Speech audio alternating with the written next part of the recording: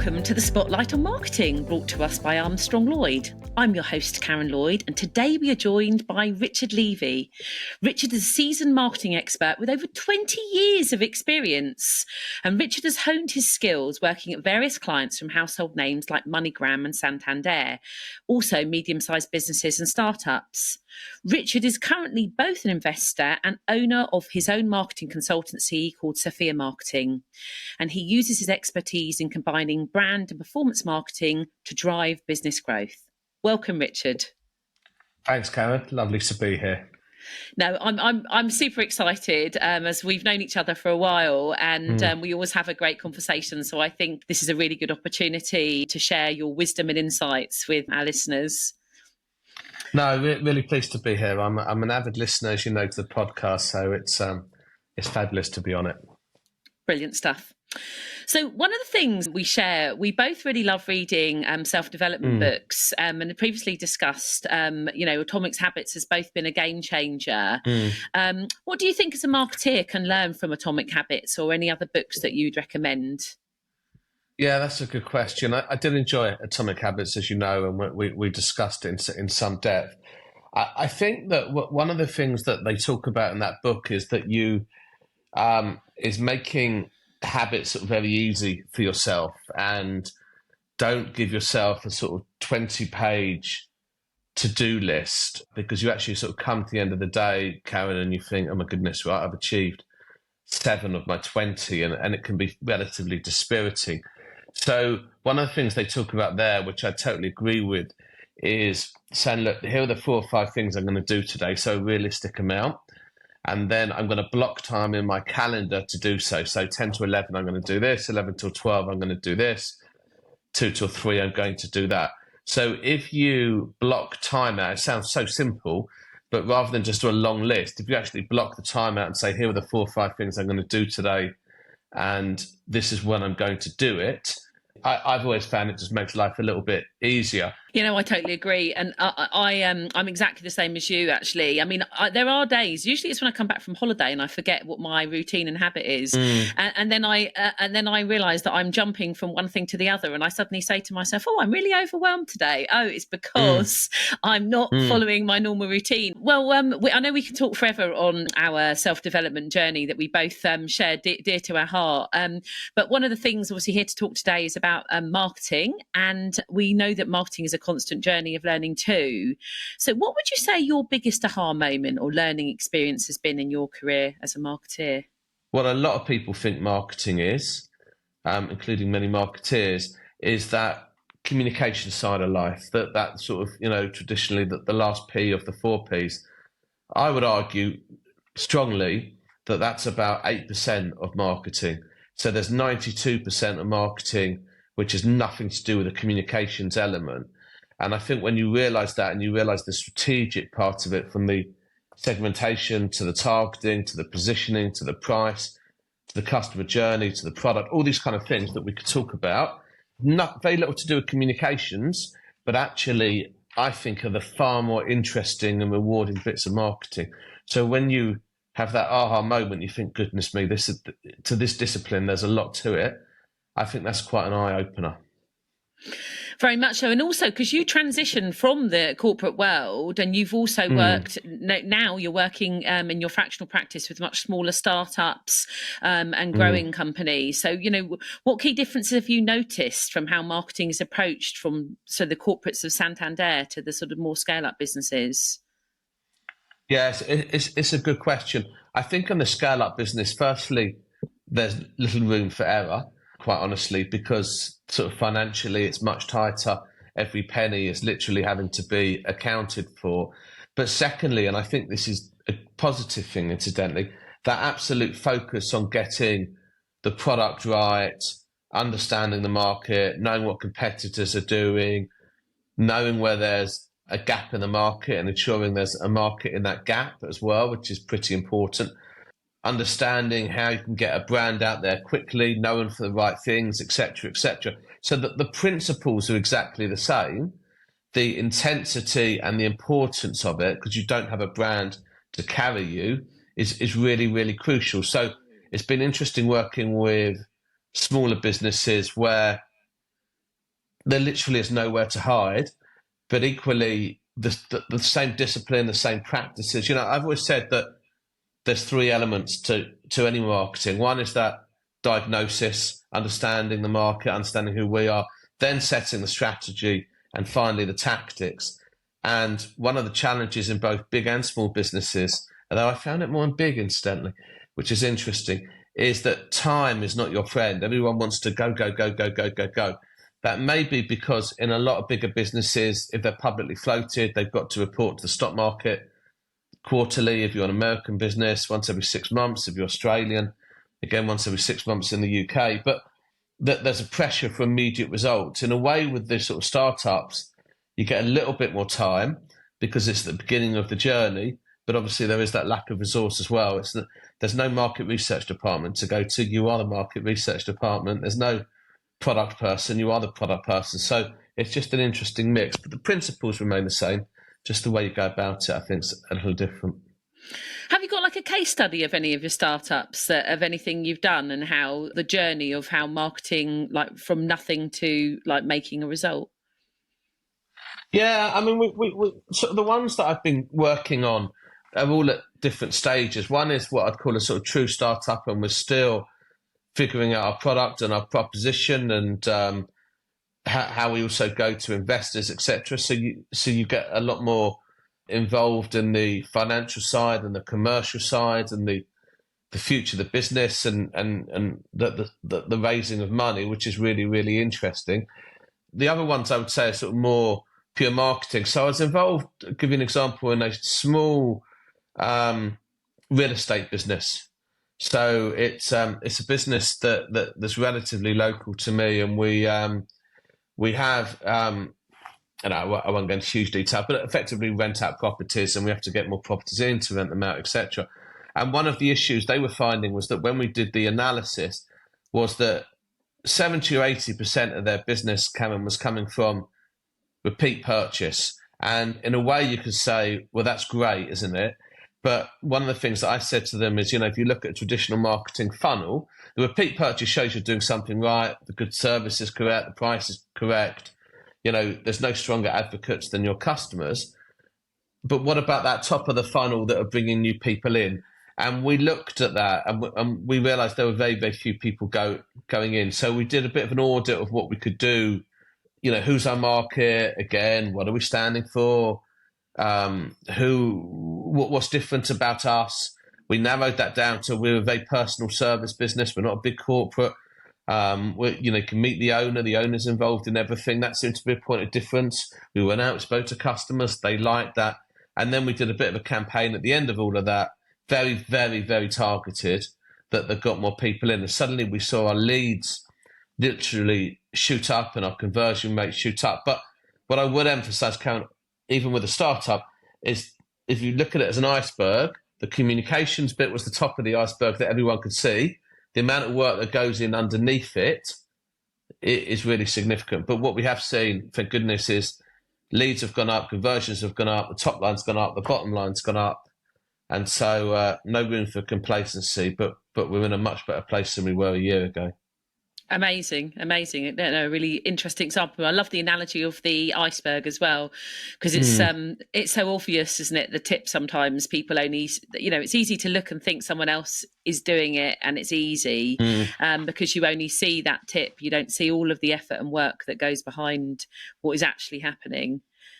But you've also been an investor as well. So is that the business you invest in, or is there a different business you're investing in? No, I'm investing in a different business. Again, it's a sort of it's a really, really small startup, but we're on our way with hugely intelligent individuals, I have to say, all around me. One of the key differences, especially in the business that I sort of invest in a little bit as well, is that is the accountability for results within marketing. So what you and I would know as marketing effectiveness.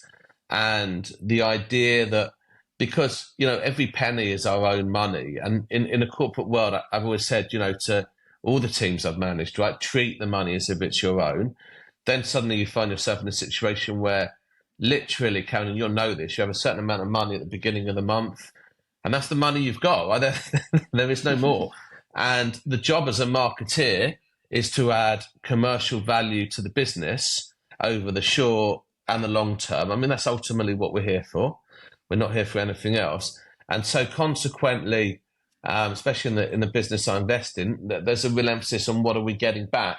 That does not mean, incidentally, that you always have to play the safe option, etc. But what you have to do is get results in the short term, like I talked about in my real estate business, and that then buys you the credibility to go a little bit more long term. So in the corporate world, it's all about the long and the short, and the Burnett and Field philosophy of, there is a longer term. In these smaller businesses, there is no longer term unless you can do well in the short term. And so that's an interesting thing that I keep saying to the business I invest in. We have to keep the short term going, and we have to start proving results. And once you do, it just buys you that a little bit more runway. But it's very interesting when literally we're that there's that challenge between the money coming in and how you spend it, et cetera, et cetera. It's an interesting one. Great, but it's actually got money coming in, so that's a start, isn't it? Really, because sometimes there's some companies that have like that seed stage, and it could be a year or so before they even see a penny. Yeah, no, we've got a little bit of coming in, but we're also in proof of concept, and you've just got to think strategically. Is it more important for a small business? It's a good question, actually. Is it more important to have money coming in?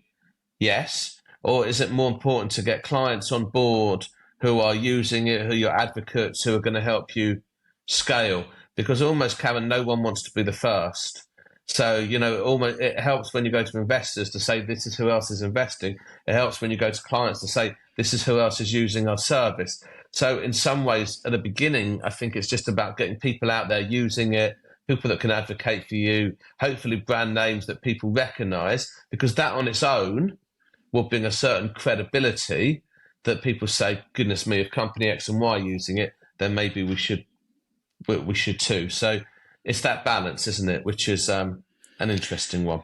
Yeah, having set a couple of companies up, the very first one I did, it was over 25 years ago. And I remember thinking, not in a helpful way, thinking, how am I going to explain my failure as I embarked on this? And then then eventually you start doing it, and then you start to get clients. And the first couple of clients, you're kind of like, do they know? They don't even know that they're their first clients for us, because you just go and have to sort of fake it before you make it. And then eventually you realize after a couple of years, oh, actually I'm running a business, this is actually working. People are buying from me. And then you've got case studies and stories to tell. And it just kind of layers up. And I think sometimes you have to not think too much about the bigger picture when you first start. Like we said earlier, one step in front of the other and just keep going. And then you realize you've actually got there. Can you talk about the product proposition or what the company actually does, the one you're investing in, or do you rather not? Well, it might be easier if I talk about generally the kind of businesses that I've sort of been involved in, only because I think that provides the sort of scope. One of the things when I went sort of fractionally was to get involved in a lot of different industries. And what I'm finding at the moment is I'm working for a payments company. I'm working for an employee benefits company. We're working for sort of financial guidance company and the real estate. And I'm also doing some teaching. And what I was going to say, Karen, just as a lesson that might be interesting for people that I've learned, and I'd also love your view on it, is that the marketing principles and the way the marketing discipline, what I found, especially in sort of B2B and the tech side, it's actually pretty paralleled no matter what industry I'm working in. The principles and the way you go about it are the same. And one of the things I thought was interesting was, having spent quite a long time as I have in financial services, is financial services unique in the way we do stuff? And the answer to that, I think, is no. And Pete Markey, who's now the CMO at Boots, moved from Aviva, and before that it was at the post office, and before that it was at TSB. I may not have the chronological order quite right, but you'll see sort of different industries he's gone to. And he said to me at an event, it's absolute nonsense that as a marketeer you can't go across different industries and sectors, because the principles are all pretty much the same. And that I have found really interesting. The one that, to answer your question directly, the one that I'm doing, it's an AI-led product that effectively, when a lot of people come out of university, shall we say, their knowledge of finance and how to save money and earn money, etc., is relatively weak. And we're looking at it that some kind of sort of financial AI-driven financial coach that can look at your circumstances would be really beneficial. Because I don't know about you, Cam, but when I went to university and I came out, financial literacy is not taught at all in these educational places, whether you're at school or university. And you suddenly come out, and one of the multitude of things you've got to deal with is how do you manage your money? How do you save for a house, which is a bit harder now than it was probably when you and I were growing up, etc., etc. So the company I'm involved in is looking at how we can solve that problem. And touch wood, mainly due to the very clever other people involved in it, we're doing all right. It sounds brilliant. No, it really does sound a great proposition. At the time, how did I learn? My dad, basically, because when I came out of university, there wasn't even the internet. To be fair, there wasn't the websites. It was in the mid-90s, but that shows my age now. But yeah, my dad just said to me, "You need to do this, you need to do that," and I just followed my dad. But luckily, it was a very different climate then, and it was much easier to buy a house. So. Yeah, no, I totally get that. Now, I want to just circle back to what you said about marketing, actually, and the can marketers move? But there was a synergy in the man you spoke about, because all of his companies were large corporates and they were all B2C. Whereas there is, I think, for me, I always think the nub of the difference is the route to market. So that's when the route to market, you can move disciplines, you can move sectors, you can move different personas, but the route to market is where the expertise generally comes. And I feel that people who move, so if, for example, you're working in an e-commerce business and then you basically go from an e-commerce business where you're mostly selling digitally and online, and it's all about conversions and click-throughs and all of those metrics, and also building a brand to get people to the top of the funnel, but it's a much shorter sales cycle. It is quite different to them working for a really complex SaaS company that's selling to enterprise people that have a 2-year sales cycle, it's a different pace, it's a different route to market. So for me, that's where generally when people are recruiting, generally people that go from one company to the other, there needs to be a synergy. Saying that, I once placed somebody who started their career at Disney, and they basically went from Disney to a B2B construction organization. And that company hired him because they wanted somebody who had innovation. They didn't need someone that knew construction, because they knew, in fact, they wanted someone that didn't know construction, because they felt construction was really behind the time in marketing.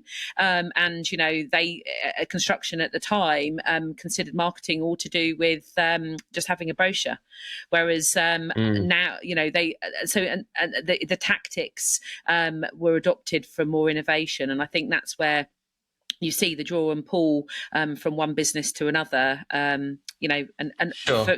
technology is also well ahead of most other companies with their marketing. So they're much cuter when it comes to lead conversion, MarTech stack and adopting, opposed to, some more legacy antiquated businesses. I don't know if you agree with that.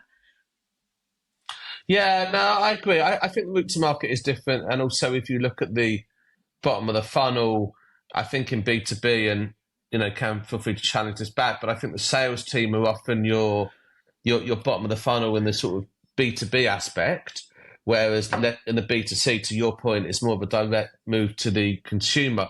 One of the areas I've done quite a lot of work in, which is also interesting, is the B2B2C, because I think then using that middle hub, so to speak, the second B in the analogy I've just given, to actually sort of further sell your product is quite interesting.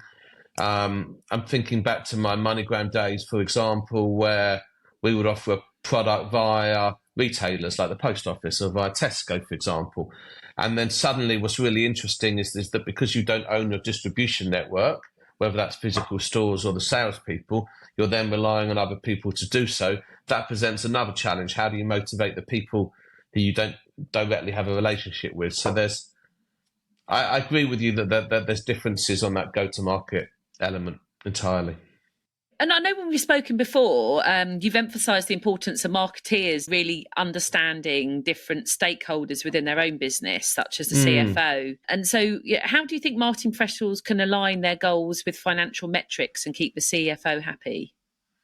That's a really good question. I heard someone say the other day that, the marketeer's best friend is the CFO in an ideal world.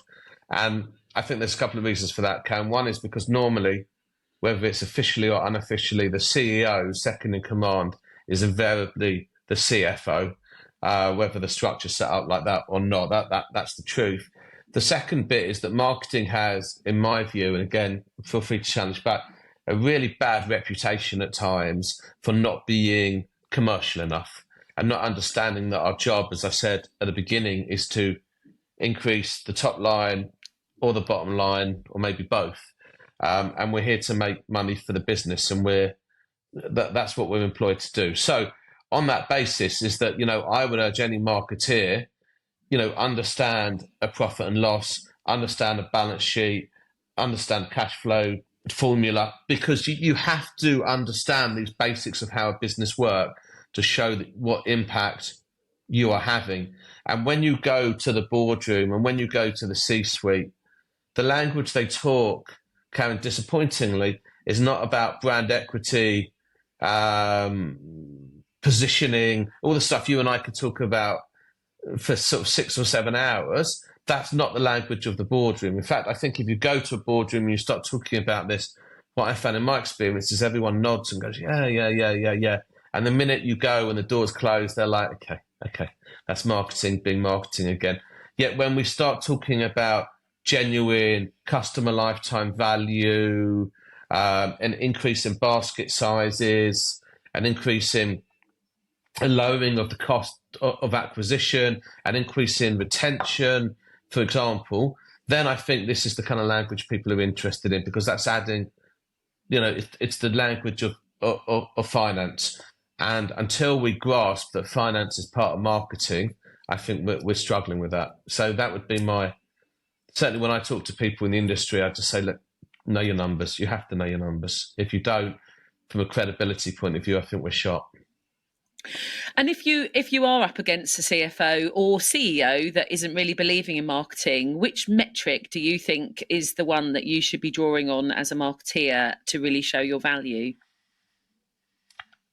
Well, look, I think in the end, I'll put 3 down, if I may.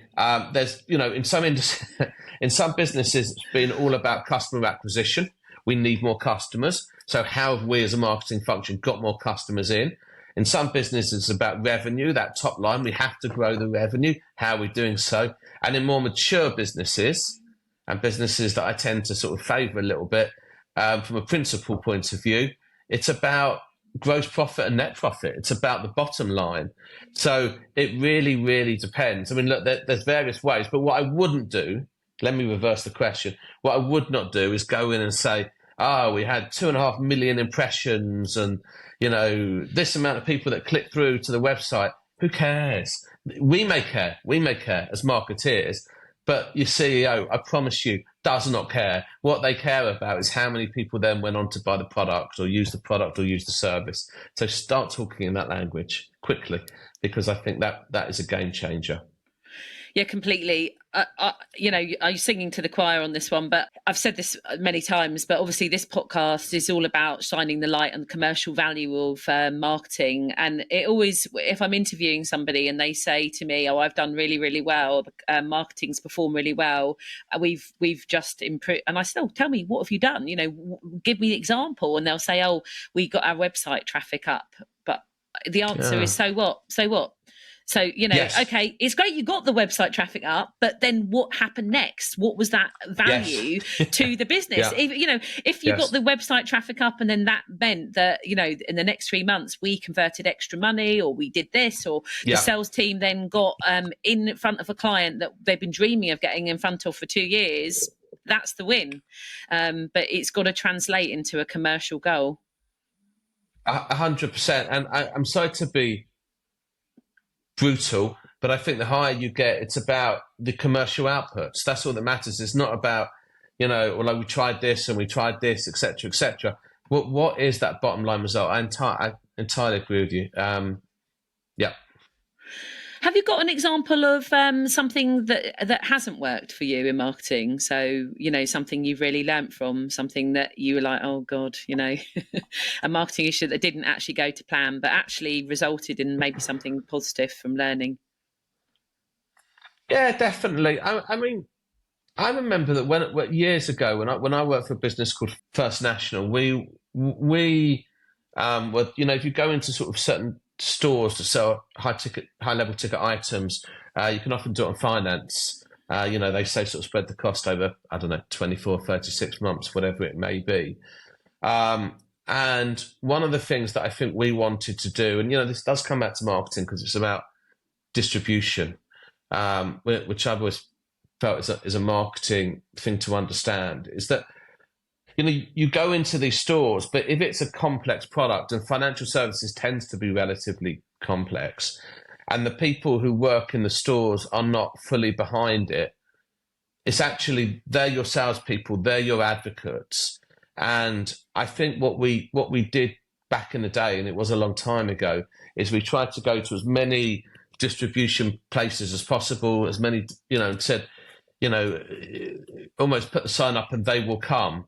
And I don't think in hindsight that's adequate. And many of the places we were in, we did very little business, and it probably cost us far more to actually sign the contract, et cetera, than we made money. So you lose money, right? Which is calamitous, quite honestly. So the lesson there from a marketing point of view is, I think what I learned there is that how we view the business from the inside is incredibly different, Karen, from how people view our product from the outside. So, we obsess about it. We work for 40 hours a week on it, and we think no matter what, it's the greatest thing. It's a little bit like your kids, right? Who couldn't love your kids? Because we do. But actually, if you speak to other people, it may find that it's more complex than that. And so for me, and this is the number one key lesson for a marketeer, other than the financial stuff we've talked about, is it's about market orientation and actually being really close to the customer and being able to say to the business, this is the people we should be targeting. This is where we get the biggest return. This is the biggest segment where, where we're actually going to make some traction. But most importantly, these are the people we should be leaving behind. Don't worry about it. We do not play in that space. Because if we play in that space, we're not going to win. It's going to take up huge amounts of resource to get us there, a lot of cost, a lot of people, et cetera, and then that detracts us from where we should be. And I think a great lesson that I learned from that is be very clear what you're doing from one year to another. There's always next year, there's always the year after. But, to quote the famous saying, where to play and how to win. And where to play is about making choices of when not to play as well. And as a marketeer, that's a really, really important element, in my opinion, of who's the market you're really going after and where you're most likely to have success. Because if you don't, it's costly in people, time, resource, money, etc. I think I spoke to someone, they gave me a lovely phrase that summed it up. They said it's trying to boil the ocean, basically. And I thought, yeah, that was just like a really clever saying, like trying to do, trying to go after everything or something that's unachievable and not being focused is like just, imagine going into throwing your kettle into the sea and thinking you're going to warm it up, of a thing of water. And it was sort of made me smile. But this year, 2024, has been a pretty tough year. I mean, we've had lots of restructures, lots of cost cuttings, and a lot of it's been driven by a lack of sales and a lack of appetite for people buying within the B2B space. So what's your prediction for the next 12 months? Pretty tough question, but... Look, I think, Karen, firstly, you've all got to be realistically optimistic. Note the term realistically in front of the word optimistic. I think, you've got to say, I think it's been, in your industry more than anyone else, I think it's been incredibly tough. And you hear these stories where people are struggling, there are restructures, the sales cycles are are becoming longer, and there's a lot of very established businesses that are struggling. Actually, if you look at the markets, that they are tending to be slowly rising. Optimism generally is slowly coming back. I mean, it's not at the pace that we're used to, but people still need products, and people still need marketing to be out there doing the stuff that they can do. And so, do I think it's going to be really easy? No, but just look where we've come from. If you look at the UK, we had COVID. Well, we had if you want to go back even further, we had the financial crash. Then we had a bit of a boom, but then suddenly we had COVID. And I think people, including you and I, sort of look back on COVID, and if you actually think about what happened, the country closed down. I mean, that's just the most unprecedented event. It's a generational event. So we had COVID, and yet we came through that. Then we've now had the cost of living crisis. We've had interest rates that have been traditionally about 0.1% for the last 10 years, free money in effect. Suddenly we're at 5%. Mortgages have gone up. Inflation has reached higher levels than any time in the last 20 years. I think we're due a break, aren't we? So I think at some point we're going to have to look forward and think sort of normality will come back. We've come through all of that. I think we should be pretty proud of ourselves. We've come through all of that. I'm hoping we're now going to get a little bit of stability. The news is not suggesting that with the events in the Middle East, the events in Ukraine, etc. But I think a lot of the problems that we've had, I think we have got a little bit more of a grasp on. So I'm hoping economically we're going to see the next 12 to 24 months are going to be a little bit calmer waters. But as I say, realistically optimistic. Yeah, no, brilliant. I think you summed it up well. So we're nearly closing. It's gone quickly, hasn't it? But we're closing our time today. Is there anything I haven't asked you, or anything you'd like to talk about before we finish? All I would say, Karen, is that I think the future of B2B marketing or B2C marketing, I mean, marketing generally, I think is really, really positive. I'm working with my clients. I'm literally seeing a material commercial difference that the marketing they've implemented is making. I think the only thing I would say, if I could give one word of advice to anyone out there, and I think we've talked about it, is show the commercial impact and don't be afraid to talk in those terms, because I think it won't matter. And also, I think the well-rounded marketeer, we focused a lot in the last 5-10 years on specialisms, digital marketeers, for example. But I think that all-rounded marketeer who understands the strategy, the tactics, and really in B2B in particular can work hand in hand with the sales team in collaboration, not competition. I think there's a really, really bright future ahead. So for those people, I think the future is looking good. We will get through these tough times, I promise you. I agree. So as we wrap up today's episode of the Spotlight in Marketing, I want to thank Richard for sharing his insights and experiences with us. And thank you to you for tuning into the Spotlight in Marketing. If you've enjoyed today's episode, please do subscribe, rate and review the podcast on your listening platform. It helps us get found by other people. And don't forget to share it with your colleagues and friends and marketing community. Until the next time, keep shining the light on marketing and the power of driving business growth.